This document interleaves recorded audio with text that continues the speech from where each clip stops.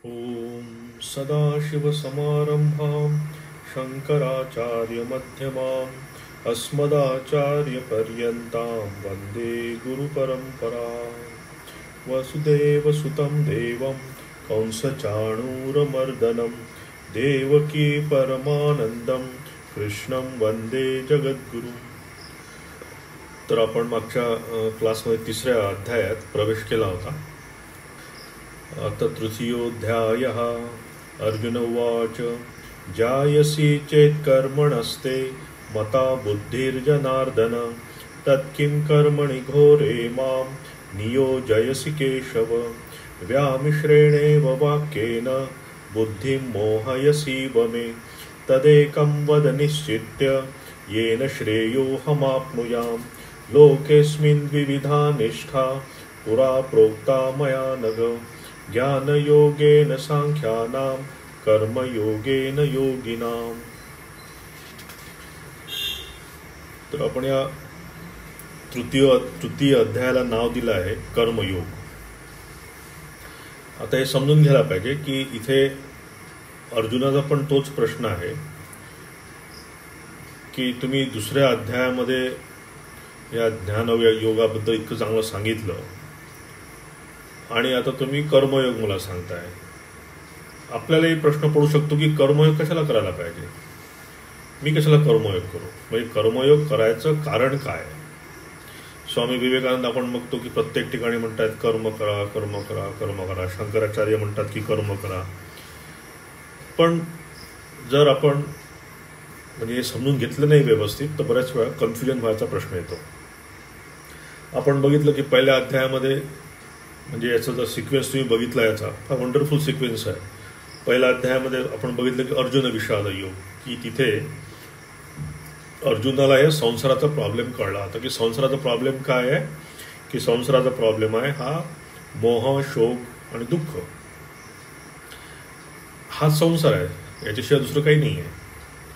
आणि जेव्हा त्याला या संसाराचा काय म्हणतात त्याला लक्षात आलं की हा माझा प्रॉब्लेम आहे, त्यानंतर दुसऱ्या अध्यायामध्ये भगवंतांनी त्याला अध्यात्मविद्या किंवा सांख्यविद्या त्याला म्हणतो आपण, किंवा आत्म्याच्या बद्दलचं ज्ञान किंवा साक्षी आत्म्याबद्दलचं ज्ञान त्यांनी द्यायला सुरुवात केली. आता इथे समजून घ्यायला पाहिजे की इथे थोडंसं मी वेदांताच्या दृष्टीने बोलतोय की इथे आपल्याला कळायला पाहिजे की हे आपल्याला ह्या आत्म्याचं दर्शन एवढं स्पष्ट भगवंतांनी सांगितल्यानंतर सुद्धा आपल्याला का होत नाही आत्म्याचं दर्शन. तर वेदांत म्हणतो की आपला म्हणजे दोन शब्द लक्षात ठेवा वेदांताचे, मी जास्त खोलात जात नाही. एक आहे अध्यास आणि दुसरा आहे अपवाद. अध्यास म्हणजे जसं नाही तसं मला जे दिसणं, आणि सत्य काय आहे, सत्य हे जसं आहे तसं दिसणं हे सत्य आहे. परंतु त्या सत्याला त्याच्यावर आवरण टाकणं त्या सत्यावर, म्हणजे उदाहरण आपल्या वेदांतामध्ये देतात की मृगजळ नाहीच आहे, तिथे पाणी नाहीच आहे, सत्य नाही आहे ते, पण तरी आपल्याला तर मृगजळ दिसतं. का दिसतं, तर त्या दिसण्याला किंवा संध्याकाळी आपण बघतो की दोरी पडलेली आहे आणि दोरी आपल्याला वाटतं की साप झाला आहे, तिथे साप नाही, फक्त दोरीच आहे तिथे. तर ह्या दोरीवर साप दिसणं किंवा वाळवंटामध्ये त्या याच्यामध्ये पाणी दिसणं मृगजळामध्ये, याला म्हणायचं अध्यास. आणि हाच अध्यास घेऊन आपण जगत असतो.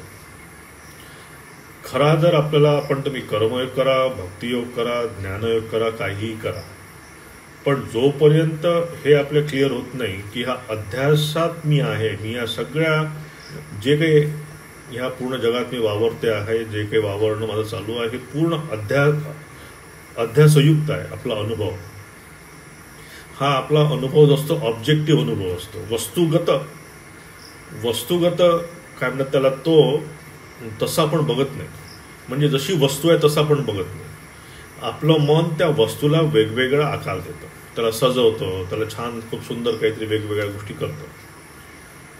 तर आपला हा अनुभव असतो सब्जेक्टिव्ह अनुभव. सब्जेक्टिव्ह अनुभव म्हटलं की म्हणजे की आत्मगत अनुभव, की मला जसं वाटलं. म्हणजे एखादी गोष्ट, एखादं समजा आपण दोघं जण बसले आहेत, दोघंही आपण एखाद्या त्या आकाशाकडे बघत असतो. कोणी तुम्ही त्याला म्हणा की बघ तो आकाशात दिसतोय ना, तेव्हा कसं असं हत्तीसारखा त्याने आकार घेतलेला ढगाने. दुसरा म्हणजे कुठं मला काही दिसत नाही, मला दुसरं पांढरं पांढरं दिसतंय, तिथं काही हत्ती दिसत नाही, घोडा दिसत नाही. तर आता हे या ढगांना हत्तीचा आकार कोणी दिला? मी दिला. वस्तुता तिथं हत्ती नाही आहे, पण मी दिला आकार हत्तीचा, घोड्यांचा. तर आपलं हे जे ज्ञान असतं हे वस्तुगत ज्ञान नसताना आपलं ज्ञान असतं आत्मगत ज्ञान. म्हणजे मला जसं दिसतं त्या प्रमाणाचं ज्ञान असतं. आणि आपण बघितलं की पहिल्या या पूर्ण अध्यायामध्ये, पहिल्या याच्यामध्ये, की अर्जुनाला मोह झाला मी आणि माझाचा, की कौरव माझे आहे, पांडव माझे आहे, हे सगळे द्रोणाचार्य हे सगळे माझे आहेत लोक, त्याच्यामुळे त्याला दुःख होत आहे. आता हे मी आणि माझा हाच संसार आहे पूर्ण. हे इथे एकदम क्लिअर समजून घ्यायला पाहिजे की हे मी आणि माझं येतं कसं. हा माझा हा जो बोध आहे, म्हणजे आता मी या रूममध्ये राहतो, आता ही रूम ही माझी आहे. याच्या पूर्वी किती लोक येऊन राहून गेले असतील इथे, याच्यानंतर पण लोक राहणार आहे. ही रूम आहे, ही खोली आहे, तुझीच राहणार आहे. पण मी जर या रूमला जर माझी समजलो, माझी रूम, माझं घर, माझा मुलगा, माझा नातू, माझी गाडी, हा जसं जसं माझं येतं, माझं जर विश्व जसं जसं वाढतं तसंच तसाच मोठा मी पण होत जातो. म्हणजे आपला मी मोठा होतो माझ्यावर, की माझ्याजवळ एवढा आहे, माझ्याजवळ मी इतकं शिकलेलो आहे, मी असं आहे, मी अमुक आहे, मी तमुक आहे, माझ्या इतका पैसा आहे, माझी इतकी गाडी आहे, माझी इतके घोडे आहेत.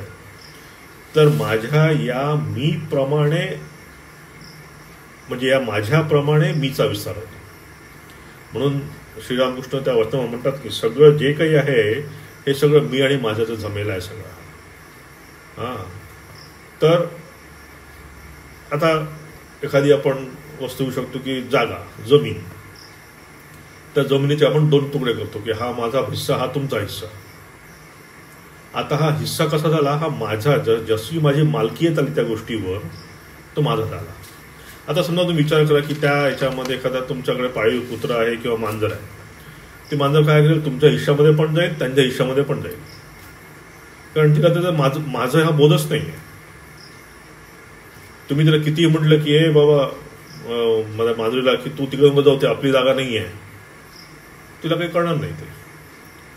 तर हा बोध आपल्यामध्ये येतो की हा मी आणि माझा हा आहे खरा, जे भगवंतांनी दुसऱ्या अध्यायात सांगितलं सगळं, याचा अनुभव न याचं खरं कारण आहे मी आणि माझं. आणि हे जोपर्यंत हे मी माझं जात नाही तोपर्यंत मला ज्ञान होणं शक्य नाही. आणि हे मी माझं घालवण्यासाठी म्हणून कर्मयोग आहे, की माझ्याकडे तर मी माझं जात नाही आहे. हे मी माझं गेल्याशिवाय तर मला पूर्ण ज्ञान मिळत नाही आहे. पण मला आज जशी वस्तू आहे तसं दिसत नाही आहे. मला आज सगळं जे काही मी जगाचा अनुभव घेतोय तो सब्जेक्टिव्ह अनुभव येतोय. म्हणून जसं म्हटलं की घर माझं, हे माझं, ते माझं, ते माझं, ह्या सगळ्या वस्तू आपल्याला उपयोगात येऊ शकतात जगात राहण्याच्या, पण या वस्तूंवर आपली मालकीयत येऊ शकत नाही, कारण आज मी एवढं नाही आहे.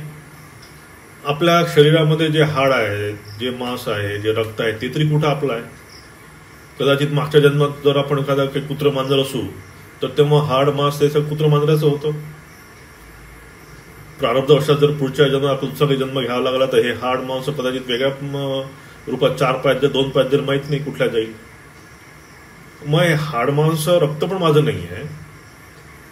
मी ते कोणाचं उधार घेतलं? आईवडिलांकडून उधार घेतलं आहे, त्यांनी पण त्यांच्या आईवडिलांकडून उधार घेतलेला आहे.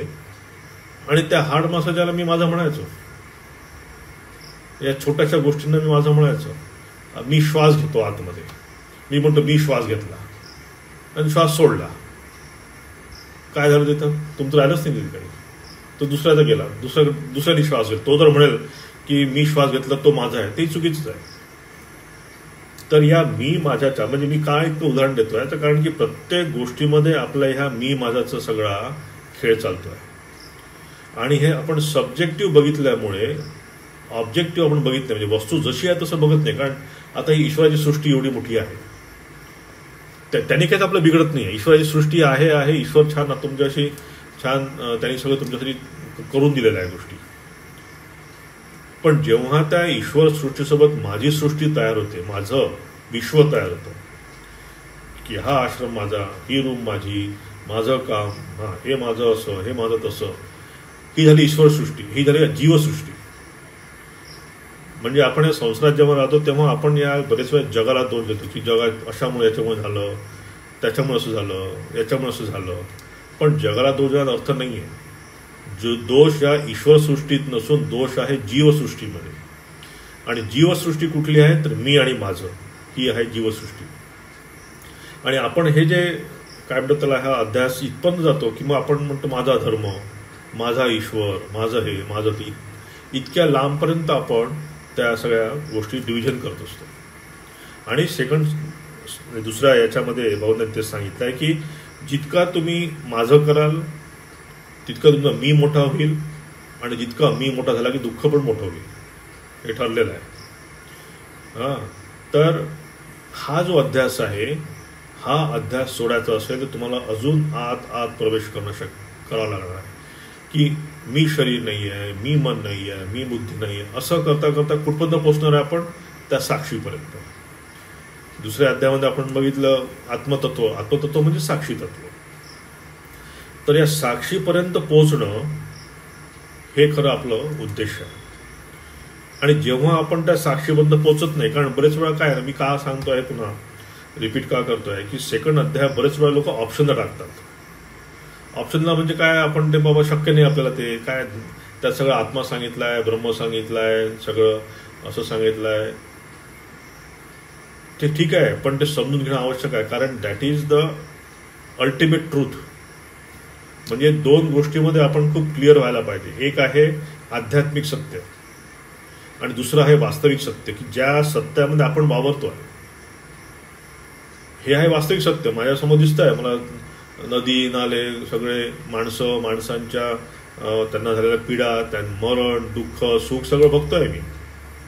हे आहे वास्तविक जगत. हे काही वेदांत म्हणत नाही की वास्तविक जगत सोडून द्या तुम्ही, पण वेदांत म्हणतं की तुम्ही जेव्हा वास्तविक जगात राहता तेव्हा तुम्ही आध्यात्मिक जगाचा पण एक विचार करून ठेवा समोर, की असं पण एक आयडियल आहे, की जे आयडियल तुम्हाला ते अचीव करायचं आहे, त्या अचीव केल्यानंतर तुम्हाला तिथे दुःख, शोक, मोह काही राहणार नाही. तर या वास्तविक जगाचा आणि या आध्यात्मिक जगाचा दोष काही नाही. वास्तविक जगातनं तुम्हाला तुमच्या मनाला उन्नत करायचं आणि त्या आध्यात्मिक स्तरावर तुम्हाला आणायचं आहे. आणि त्या आध्यात्मिक स्तरावर म्हणजे वास्तविक जगापासून आध्यात्मिक स्तरावर जाण्याचा प्रवास म्हणजे कर्म. की तुम्ही जर कसं धरणार, म्हणजे त्यांनी दोरी घेऊन वरती जे जातो आपण, कारण आज माझी तशी तयारी नाही आहे. तर आध्यात्मिक माझ्यासाठी जे सत्य आहे ते फक्त शब्द आहे माझ्यासाठी. आज आत्मा हा माझ्यासाठी फक्त शब्द आहे. मला काहीच आत होत नाही तर आत्मा म्हटल्यानंतर. तर हे सत्य मला जर अचीव करायचं असेल तर मला वरती जायला पाहिजे, तर मला काही पकडायला पाहिजे, काही दोरी पाहिजे हातात, की ज्याच्या सहाय्याने मी त्यापर्यंत वरच्या मजल्यापर्यंत पोचू शकेल. ते चढणं म्हणजे आहे कर्मयोग. या चढण्याने तुमची चित्तशुद्धी होणार आहे. म्हणून ह्या सेकंड अध्यायामध्ये भगवंतांनी तुम्हाला पूर्ण आयडियल सांगितलं की हे असं आयडियल आहे. आणि हे आयडियल तुम्हाला जर अचीव करायचं असेल, कारण त्यात आयडियल काय सांगितलं आहे की बघणारा आणि बघितलं जाणारं याच्यामध्ये दोघांमध्ये फरक आहे. म्हणजे मी तुम्हाला बघतो आहे म्हणजे मी तुम्ही नाही आहे. माझ्यासमोर हे पुस्तक आहे म्हणजे पुस्तक मी नाही आहे, पुस्तकापासून मी भिन्न आहे.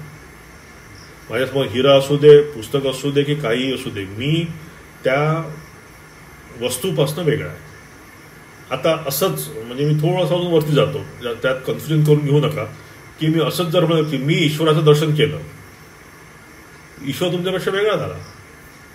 मी आनंद उपभोगतोय, आनंद तुमच्यापेक्षा वेगळा झाला. मी ज्योत बघितली, ज्योत तुमच्यापेक्षा वेगळी झाली. पण अध्यात्म सांगतो, खरा वेदांत सांगतो की you are not separated from both this. म्हणजे आपण जो विचार करतो, म्हणजे आता आपण थोडंसं 1-2 मिनिटात म्हणजे ते डायव्हर्शन घेऊन परत येऊ. की जेव्हा आपण ध्यान करतो. आता आपली ध्यानाची पद्धत काय आहे, कशी आहे की ध्यान करताना आपण एखाद्या गोष्टीवर, म्हणजे जर तुम्हाला सिमिली द्यायचं झालं, समजा की आपण एक बाण घेतला, बाण आणि धनुष्य दोन आपल्याजवळ गोष्टी आहेत. मी धनुष्याला बाण लावला, त्या प्रत्यंच्याला ओढला जोरात आणि तो बाण सोडला. बाण गेला आणि पक्ष्याच्या पोटात घुसला. सुरुवातीला तो प्रत्यंच्यावर होता 2 मिनिटापूर्वी किंवा 2 सेकंदापूर्वी, आणि तो सुटला आणि गेला पक्ष्यांच्या पोटामध्ये. आता अशा प्रकारचं थोडक्यात आपलं ध्यान असतं बघा. म्हणजे हा सब्जेक्टिव्ह सब्जेक्ट आहे की मी बसलेलो आहे डोळे बंद करून, श्रीरामकृष्णांचं म्हणा किंवा कुठल्याही देवतेचं म्हणा आपण ध्यान करतो आहे. म्हणजे मी माझ्यापासून वेगळा होऊन त्या इष्टाचं किंवा त्याचं मी स्मरण मनन करतो आहे. हे कसं झालं की मी सकाळी बाहेर फिरत होतो, एक छान आंबा दिसला मला.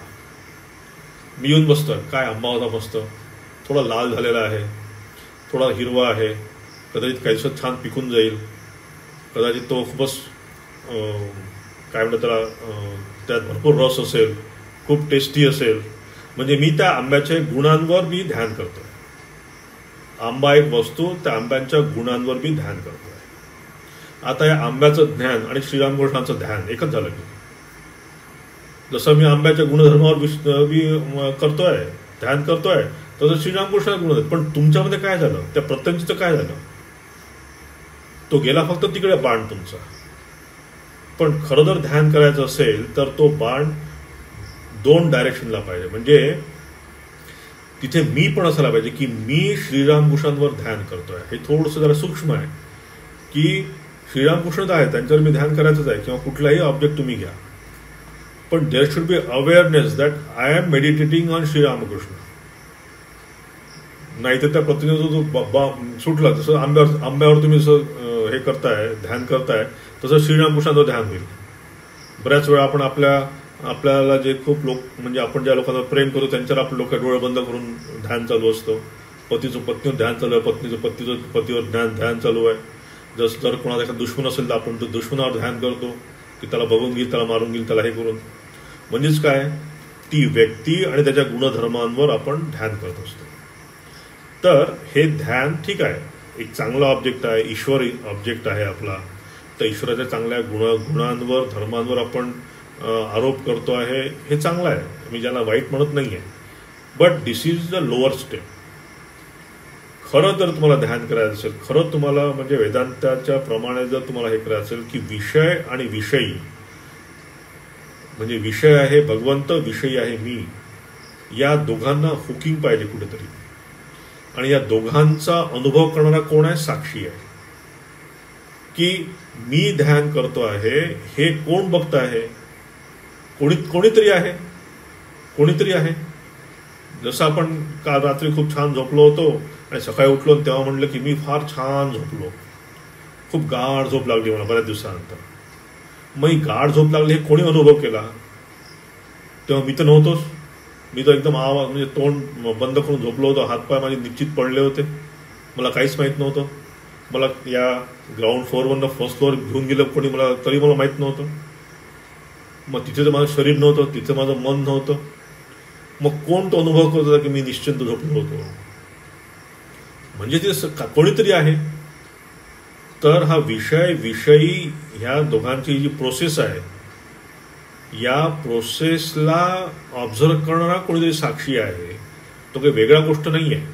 That is subjective experience. म्हणजे हा पूर्ण स्वतःचा एक्सपिरियन्स आहे, तो आपल्याला सांगू शकत नाही. श्रीरामकृष्ण म्हणतात की ब्रह्म उष्ट झालेला नाही आहे. उष्ट झालेलं नाही म्हणजे ते सांगू शकलं नाही आजपर्यंत कोणीच, कारण हा सब्जेक्टिव्ह अनुभव आहे. तुम्हाला स्वतःला कधीच बघू शकत नाही. आपण जेव्हा आपण काही बघतो ते आपण आपला प्रतिबिंबच बघतो, आरसा आणून आपण बघतोय. आरसा जर नसतं तर आपण बघू शकतो स्वतःला, स्वतःचे डोळे स्वतःला कधीच बघू शकत नाही. तसंच हे जे स्वतःचा एक्सपिरियन्स आहे, हा एक्सपिरियन्स हा कधीच सांगता येण्यासारखा नाही आहे. आणि हा आहे वेदांताचा अल्टिमेट सिद्धांत की विषयी आणि साक्षी हे एक आहे. इथे फरक नाही आहे, कुठे सब्जेक्ट ऑब्जेक्ट हा इथे फरक नाही आहे. तर असं जेव्हा तुम्हाला त्या प्रकारचं ज्ञान मिळवायचं आहे किंवा दिस इज अवर आयडियल, हेच आपलं आयडियल आहे मिळवायचं, तर तुम्हाला माहिती आहे की मला त्यापर्यंत त्या आयडियापर्यंत असं पोहोचता येत नाही, फार कठीण दिसतं, इतकं सोपं नाही आहे. तुम्ही करून बघा, डोळे लावून काल उद्या करून बघा की मी अवेअरनेस ठेवून की मी श्रीरामकृष्णाचं ध्यान करते आहे, किती कठीण आहे बघा. आपण श्रीरामकृष्ण ध्यान करणं सोपं आहे. श्रीरामकृष्ण असे बसले आहेत, त्यांनी सुंदर कपडे घातले आहेत, सुंदर माळा घातलेली आहे, सुंदर, बिकॉज इज ऑब्जेक्टिव्ह. ते ध्यान आपण कशावर, आंब्यावर करू शकतो, फुलावर करू शकतो, किती सुंदर फुल आहे. पण फूल जेव्हा आपण बघतो त्या फुलासोबत जर आपण मूळ बघू शकलो तर ते खरं ध्यान आहे. कारण स्रोत तो आहे, स्रोत आणि लक्ष या दोघांमध्ये जेव्हा एकत्व येईल तेव्हा खरं ते ध्यान आहे. एनिवे, मी जास्त त्यात खोलात जास्त जात नाही इथे. हां, तर इथे या प्रकारचं हे जे आयडियल आहे, मला जर अनुभवायचं असेल हे आयडियल, तर आज या वास्तव माझं काय आहे की मला शक्य नाही आहे इतकं वरती जाणं. आज मला माहित आहे की मी अनुभव करू शकत नाही, आणि हे भगवंताला पण माहित आहे की अर्जुनाला हे शक्य नाही आहे. कारण अर्जुन हा मी आणि माझ्यामध्ये अडकलेला आहे आपल्यासारखा. मला मी माझ्यातनं बाहेर काढायचं काय करायचं असेल त्याला, की याचा मी मला एवढा मोठा करायला पाहिजे. जसं श्रीरामकृष्ण म्हणतात ना स्वामीजी विवेकानंदाबद्दल, की स्वामीजींचा मी इतका मोठा आहे की त्याला कोणी पकडू शकत नाही, आणि नागमहाशयांचं मी इतका छोटा आहे की त्यांना कोणी पकडू शकत नाही नागमहाशयांना. कारण इतके हंबल आहेत ते, इतके शरणागत आहे भगवंताला की त्याला तुम्ही कुठेच मी मध्ये पकडू शकत नाही. तर जर हे मी आणि माझ्याचं झंझट किंवा हा जो संसारातनं मला जर बाहेर पडायचं असेल तर मला काहीतरी प्रोसेस पाहिजे. म्हणजे हे लक्षात घ्यायला पाहिजे की हे माझं वास्तव आहेच, की मला त्या आत्म्याचं दर्शन तर शक्यच नाही आहे, पण मला त्या I cannot comprehend what that आत्मतत्व इज, की साक्षी काय आहे.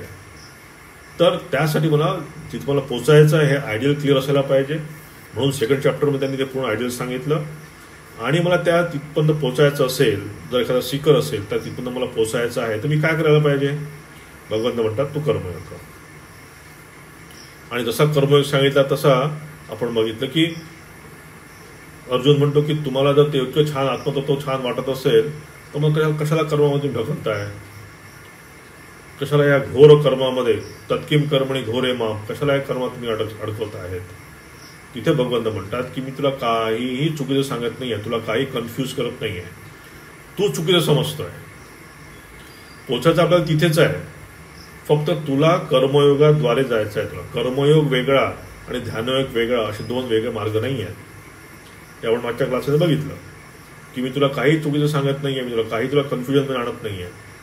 माझं सांगितलेला अर्थ तू चुकीचा काढतो किंवा तू त्या चुकीचं ग्रहण केलेलं आहे. मी सांगितल्याप्रमाणे तू माझं जर ऐकशील तर मी तुला म्हणेन की तू कर्मयोग कर. कारण आपण दोन निष्ठा बघितल्या तिथं बघा, की एक निष्ठा बघितली होती म्हणजे संसार गृहस्थाश्रमाची, आणि दुसरी निष्ठा बघितली होती संन्यासाश्रमाची. तर गृहस्थाश्रमाच्या थ्रू तुम्हाला संन्यासाला जायला लागतं.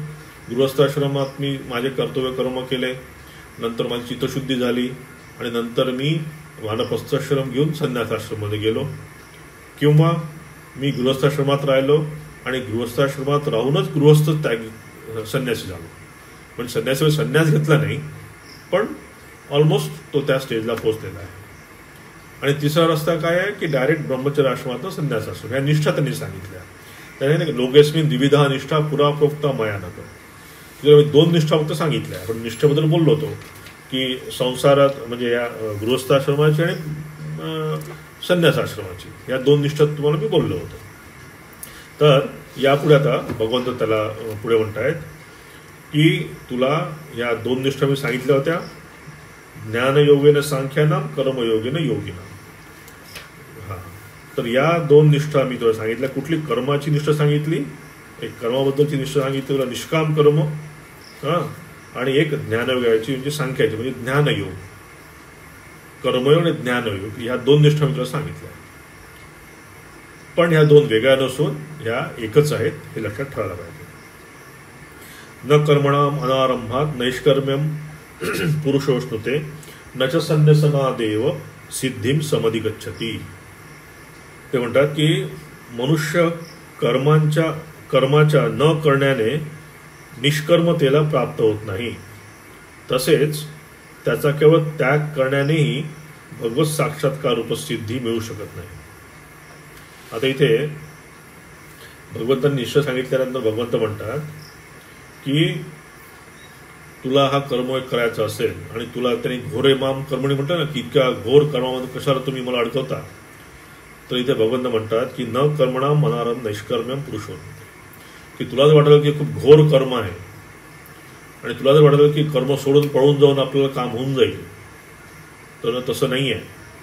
की नैष्कर्म्य सिद्धी म्हणजे ज्ञान, तुला आत्मज्ञान जर प्राप्त करून घ्यायचं असेल तर कर्मापासून पळून मला माझ्यासमोर असलेले कर्म, माझ्यासमोर असलेल्या ड्युटीज, माझ्यासमोर असलेलं जे काही आहे माझ्या आश्रम विहित जे काही कर्म आहे ते सोडून तू कधीच नैष्कर्म्य सिद्धीला प्राप्त होऊ शकत नाही.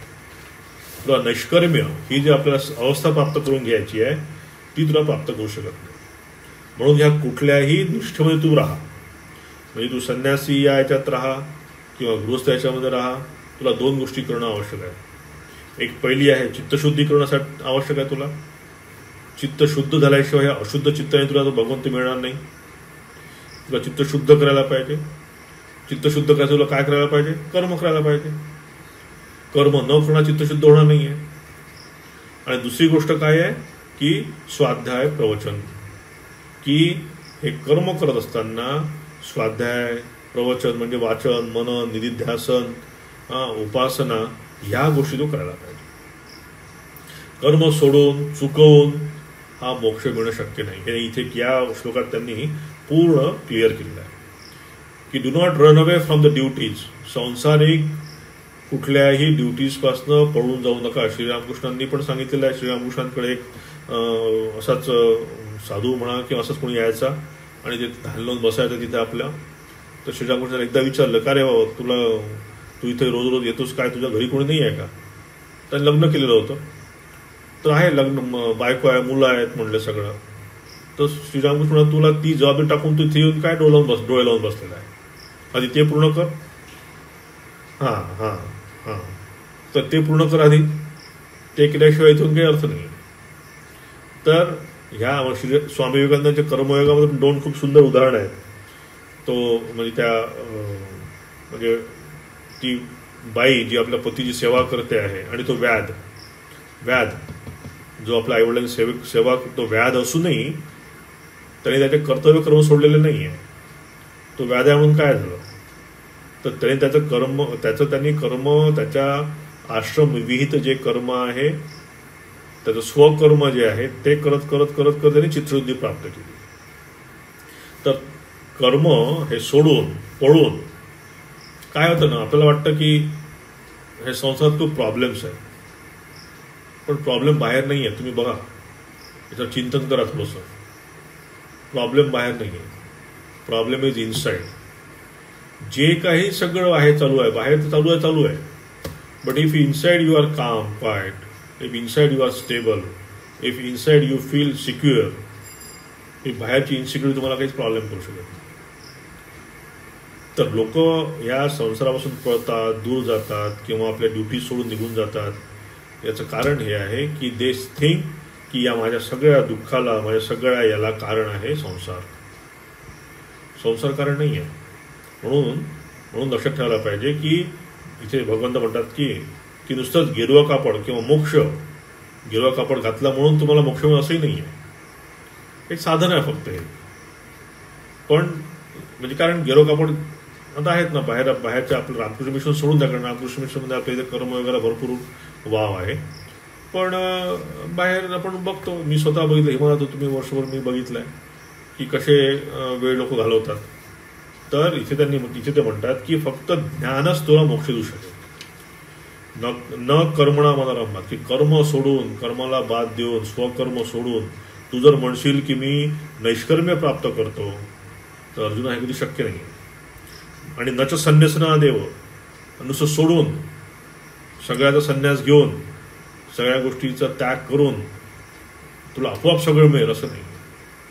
तुला कर्म करणं भाग आहे, चित्तशुद्धी करणं भाग आहे, चित्तशुद्धी करायची असेल तर कर्म करणं भाग आहे, आणि त्यासोबतच तुला उपासना, स्वाध्याय हे पण तुला ठेवायला पाहिजे, साहेबांनी ठेवायला पाहिजे.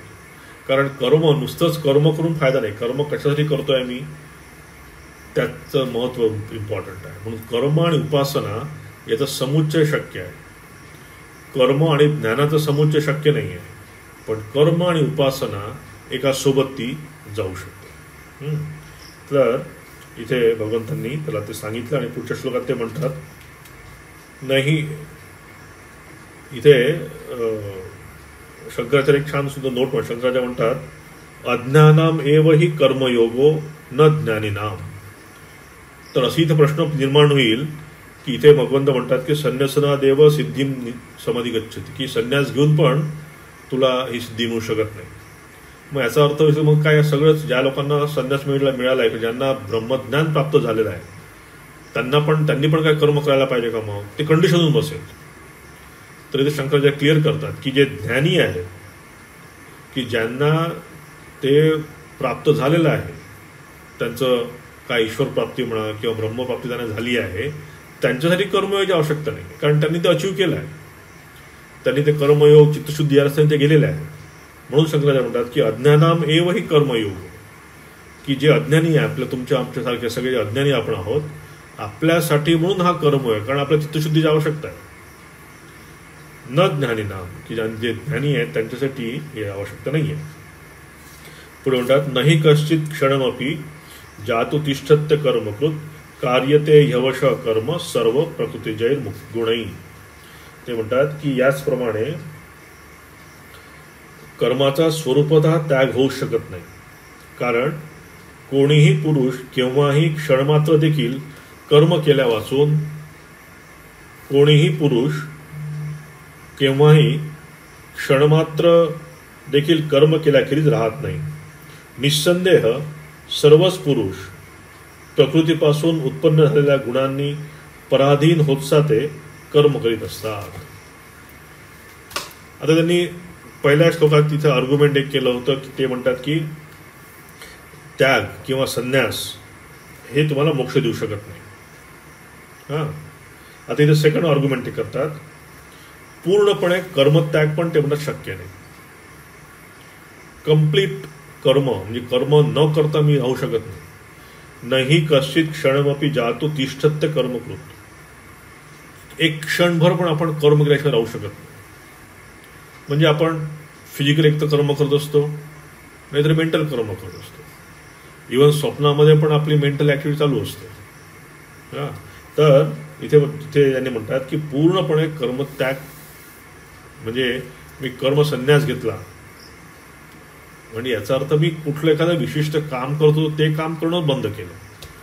हां, पण याचा अर्थ असं नाही की कर्माचा त्याग केला, कारण आपण जोपर्यंत शरीर आहे, जोपर्यंत प्रारब्धवशात शरीर राहणार आहे, तोपर्यंत आपण कर्म करीत राहणार आहे. शारीरिक कर्म करणार आहे किंवा मानसिक कर्म करीत राहणार आहे आपण. तर कारण काय म्हणतात ते इथे प्रकृती जैर गुणही, की हे तीन प्रकारची जी प्रकृती आहे, प्रकृती हे सत्व रज तम या तीन गुणांनी प्रकृती बनलेली आहे. आणि या प्रकृतीलाच आपण म्हणतो माया. माया किंवा प्रकृती हा एकच शब्द. तर ह्या पूर्ण जगाची उत्पत्ती झाली कशापासून आहे? मायेपासून. पूर्ण जगाची उत्पत्ती झाली कशापासून आहे? प्रकृतीपासून. तर ह्या प्रकृतीमध्ये जेव्हा हे तीन गुण आहेत सत्वरजतम, त्यामुळे प्रत्येक माणसामध्ये हे सत्वरजतम गुण आहेत. म्हणजे फॉर एक्झाम्पल आपण आभूषणं घालतो सोन्याचे, तर सोन्याचा गुणधर्म आभूषणामध्ये, सोनं आहे म्हणून गुण त्या आभूषणामध्ये पण सोनंच येतं. आई वडील आहे, आई वडिलांचे गुणधर्म मुलांमध्ये येतात. आपण जरा जेनेटिक काय सायन्सवर काय काय म्हणतो, पण काही गुणधर्म मुलाचे आई वडिलांच्या कडनं मुलांमध्ये येतात.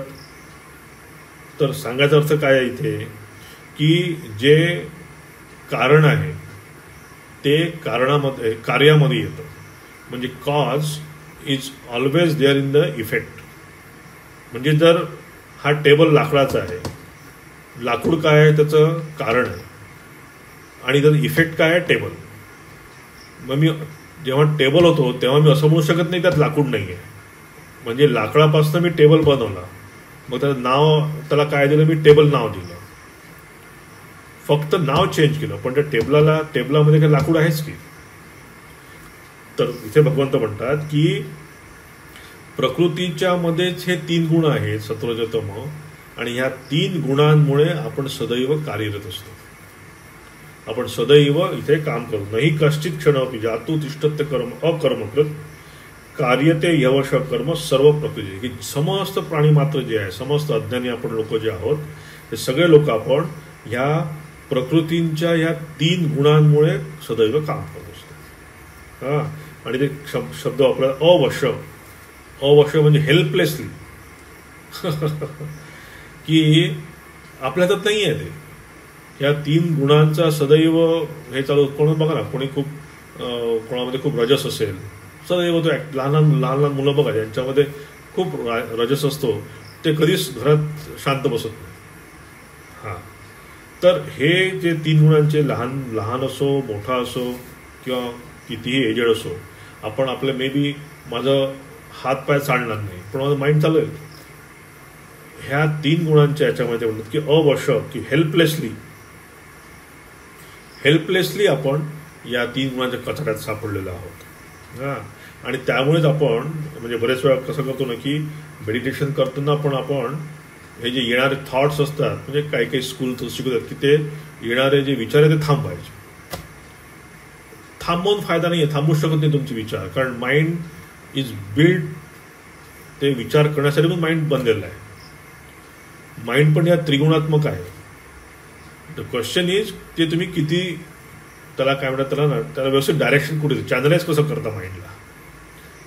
तिथे जोर जबरदस्त थांबवणं नाही आहे, त्या थॉट्सला घेऊन जाणं आहे. हां, तर यासाठी म्हणून इथे आपण जेव्हा जप करतो तेव्हा आपण श्रीरामकृष्णांबरोबर समजा ध्यान करतोय किंवा कुठल्याही इष्टावर आपण ध्यान करतोय.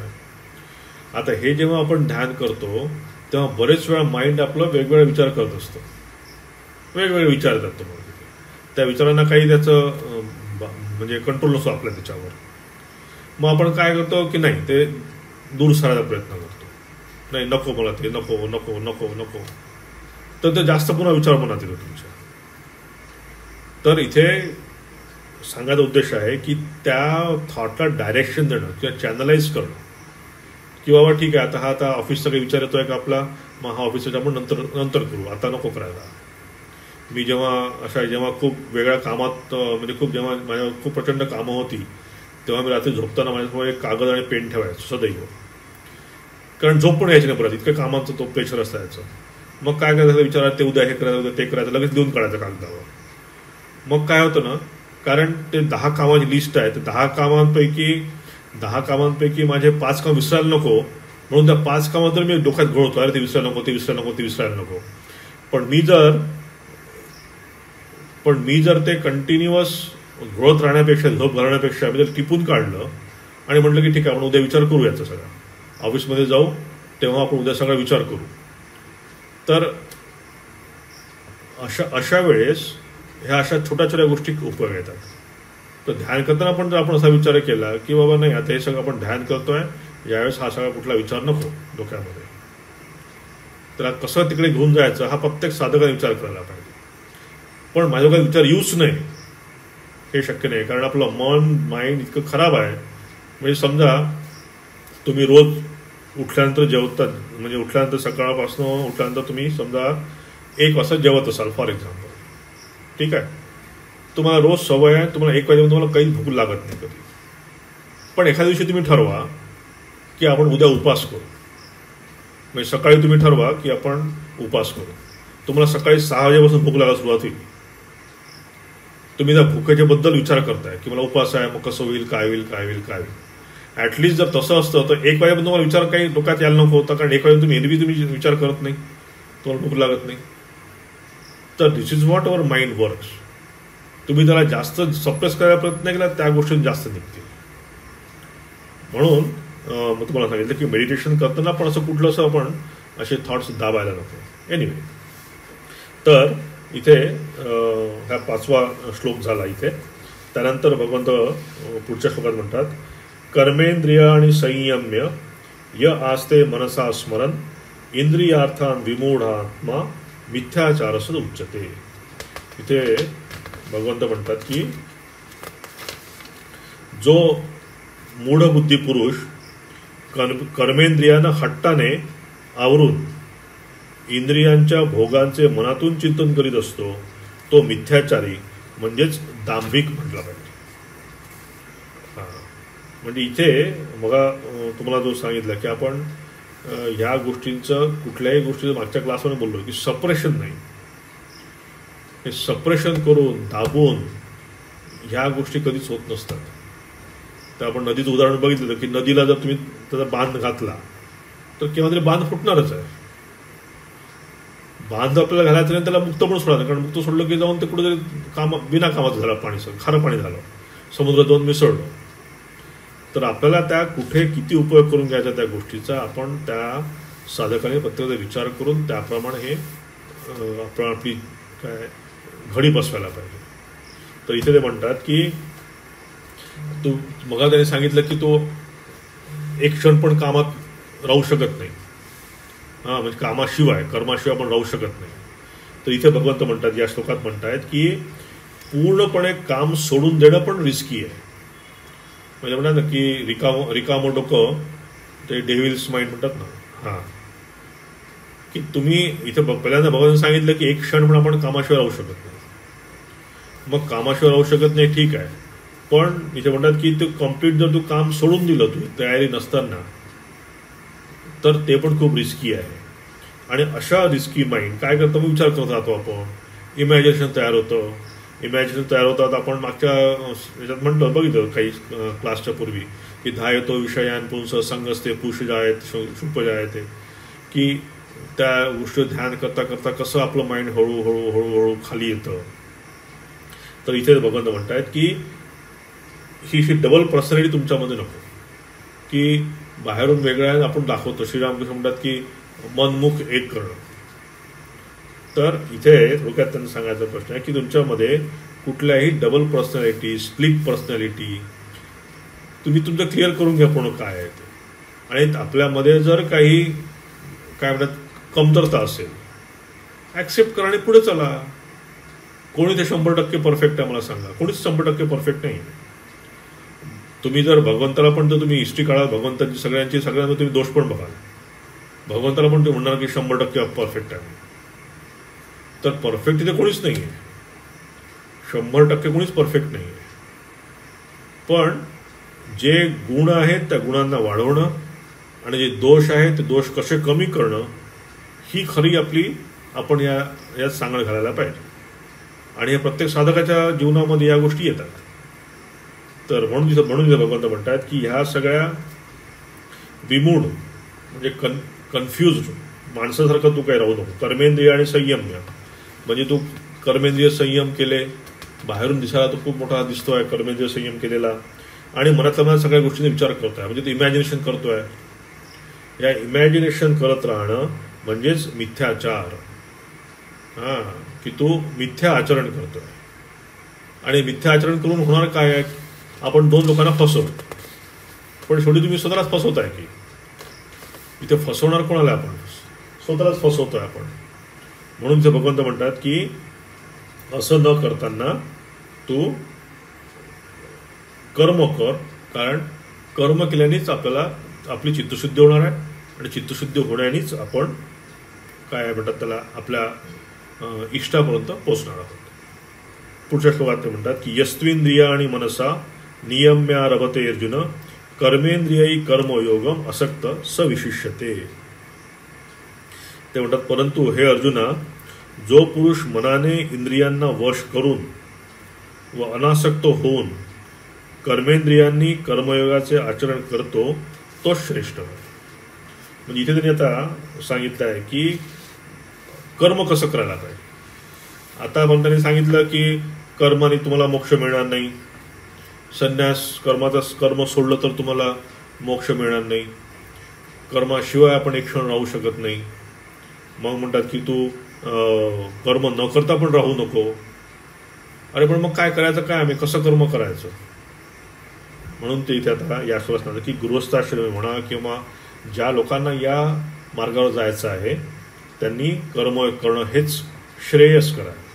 नियतम कुरु कर्मत्वम, की जे नियत आहे, जे सांगितलं आहे शास्त्रविहित, आश्रमाला धरून आपल्यासमोर जे काही कर्म आले आहे, गृहस्थाश्रमाला धरून आपल्यासमोर काही जे कर्म आले आहेत, संन्यासाश्रमाला घेऊन काही कर्म तुझ्यासमोर आलेले आहेत, तर आश्रमविहित आणि नियतरहित तुमच्यामध्ये जे काही कर्म आले आहेत ते कर्म करणं ते सगळ्यात फार चांगलं आहे. आणि म्हणतात इंद्रिय आणि मनसा नियम्य, की त्यांना माहिती आहे ते हा पूर्ण मार्ग सांगितला आहे की हा आहे प्रवृत्ती मार्ग लोकांसाठी, की जे गृहस्थाश्रमी आहेत किंवा प्रवृत्ती मार्ग जे असतात चालले आहेत त्यांचा नियत कर्म काय आहे की त्यांना अर्थकाम मिळवणं आवश्यक आहे, त्याच्याशिवाय उपाय नाही आहे. त्यांना अर्थ पण कमवणं त्यांना भाग आहे आणि काम पण त्यांना आवश्यक आहे. पण इथे एक लक्षात घ्यायला पाहिजे की अर्थकाम मिळवणं पण त्याच्या it should be in moderation.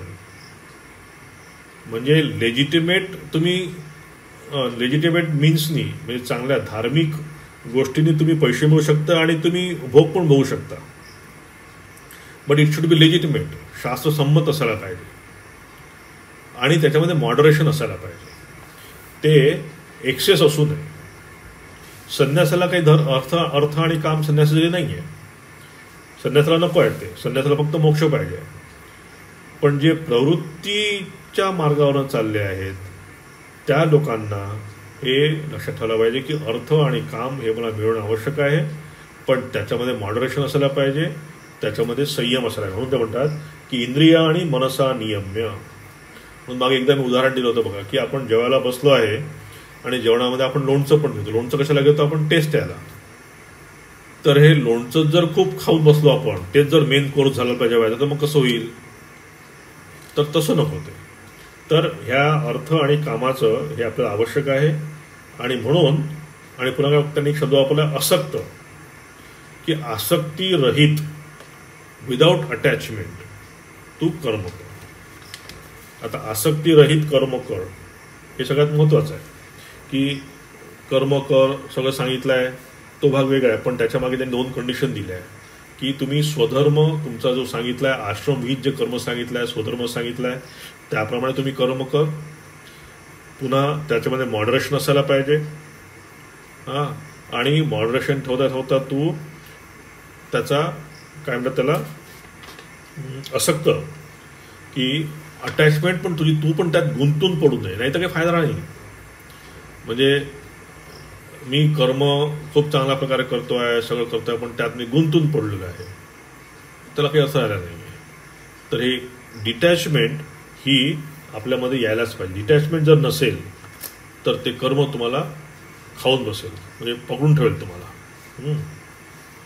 म्हणून म्हणतात की यस्तु इंद्रिय आणि कर्माणी मनसा अर्जुन कर्मेंद्रिय कर्मयोगम सविशिष्यते, की तू हाच माणूस श्रेष्ठ आहे. कुठला माणूस श्रेष्ठ आहे प्रवृत्ती मार्गावर किंवा संसारिक, कुठला श्रेष्ठ आहे की जो मनुष्य या 2 प्रकारे कर्म करतो. तो अर्थ आणि कामामध्ये म्हणजे लिप्त आहे, पण हे सगळ्या धार्मिक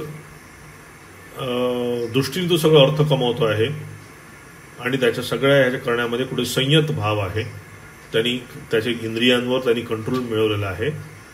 म्हणजे मी पूर्ण 100% नियंत्रण म्हणणार नाही, पण तिथे एक्सेस कुठल्या गोष्टीचं नाही आहे. म्हणजे नुसतंच पैसा हा त्याचा मागचा उद्देश नाही आहे, नुसतंच भोग बघणं त्याचा मागचा उद्देश नाही आहे. हे लक्षात ठेवून ते म्हणतात की कर्मयोग असक्त सविशिष्यते. आणि जो असं करताना कर्म करत राहतो, कर्म करता करता करता त्याच्यामध्ये हळूहळू आसक्ती त्याच्यामध्ये निघून जाते. कारण आता ही चित्तशुद्धीची प्रोसेस सुरू झाली आहे. कारण त्यांनी आता ठरवलं आहे की माझ्यामध्ये ते आत्मतत्व मी मिळवू शकत नाही, त्यासाठी मला कर्म करणं आवश्यक आहे. आणि जर मला कर्म करणं आवश्यक आहे तर कर्म कशासाठी आवश्यक आहे, चित्तशुद्धी मिळवण्यासाठी. आणि चित्तशुद्धी मला केव्हा मिळेल, जेव्हा मी असक्त असेल आणि माझ्या या सगळ्या अर्थकाम मिळवण्यामध्ये कुठेतरी संयत भाव असेल. ते माझं अर्थ आणि काम हे माझं आयडियल नसून ते माझ्या उपजीविकेचं साधन असणार आहे, किंवा मला त्या चित्तशुद्धीच्या ह्या प्रक्रियेमध्ये मला काम देणार आहे, एवढंच समजून जो समोर जातो तो श्रेष्ठ आहे. इथे ते म्हणतात की तोच खरा इथे श्रेष्ठ आहे. हां, तर पुढचा एक श्लोक घेऊन टाकू आपण, आहे 5 मिनिटं वेळ. नियतम कुरु कर्मत्वम कर्म ज्यायो ह्य कर्मणः शरीर यात्रा पिचते न प्रसिद्धेत कर्मणः.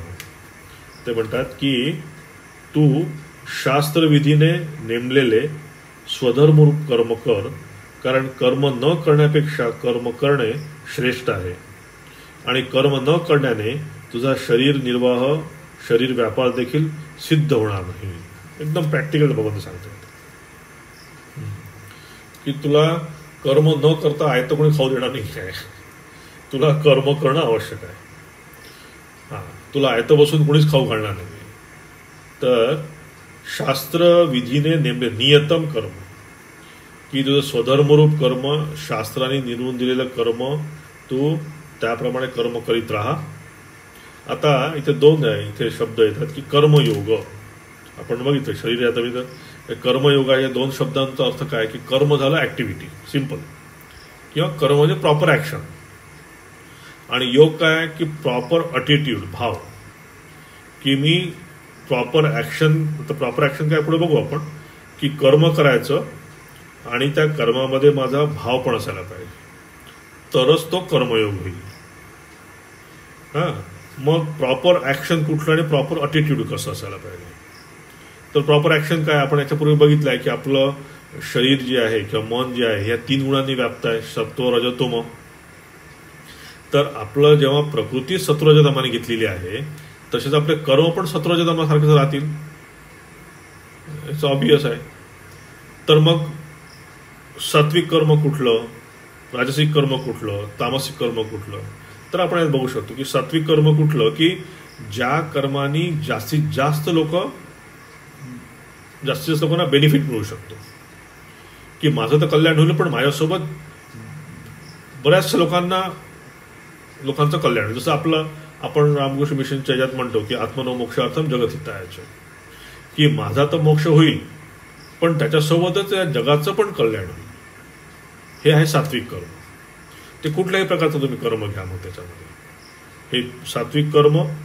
दुसरं काय, राजसिक कर्म. राजसिक कर्मामध्ये काय असतं की तिथे सेल्फिश मोटिव्ह जास्त असतो आणि बेनिफिशरीज कमी असतात. मी आणि माझं, फक्त माझ्या स्वतःसाठी आणि माझ्या फॅमिलीसाठी.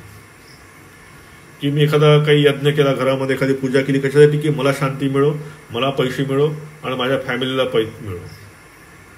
आता हे याच्यामध्ये बेनिफिशरीज कमी झाले राजसिक कर्मामध्ये. हां, आणि सेल्फिश मोटिव्ह जास्त आला. सात्विक कर्मामध्ये सेल्फिश मोटिव्ह नाही आहे. इथे फक्त मी आणि माझं आलं. राजसिक कर्मात फक्त मी आणि माझं आलं, मी आणि माझी फॅमिली, याच्याशिवाय काहीच नाही. बेनिफिशरीज कमी झाले इथे. आणि तामसिक कर्मामध्ये for my benefit I hurt other people also. इथे कम्प्लीट सेल्फिश ॲक्शन. आता आपण कोविडच्या यात बघितलं ना की ते रेमडेसिवीर की काही इंजेक्शन मिळत नाही, लोक काळा बाजार करतायत, एक लोक मरत आहेत, पण त्या लोकांना त्याचं काही नाही आहे. स्वतःला पैसे जास्त मिळावे म्हणून त्या इंजेक्शनचा ते काळा बाजार करतायत. म्हणजे इथे मला स्वतःला, माझ्या स्वतःचे गोल्स मला पूर्ण अचीव करण्यासाठी म्हणून मी कुठल्याही थरावर जातो. आपण त्याला म्हणतो मराठीमध्ये की प्रेताच्या टाळूवरचं लोणी खाणार आहे, की तिथे त्यांना काही दयामाया नसते. फक्त माझा बेनिफिट मिळाला, माझं काम, माझी तुंबडी भरली की संपलं काम. तर हे झाले तामसिक कर्म. तर कर्मयोगामध्ये कर्मयोग हा इम्पॉर्टंट आहे, की कर्म म्हणजे ॲक्शन नुसतंच ॲक्शन नाही, प्रॉपर ॲक्शन. म्हणजे सत्वरज तमाच्या आपण 3 प्रकारचे आपण ॲक्शन नेहमी करत असतो. पण ह्यात म्हणजे ॲक्शन म्हणजे काय, झोपणे ॲक्शन झाली एक, तर तामसिक ॲक्शन म्हणजे मी काय थोडंसं झोपून राहायचं का, नाही.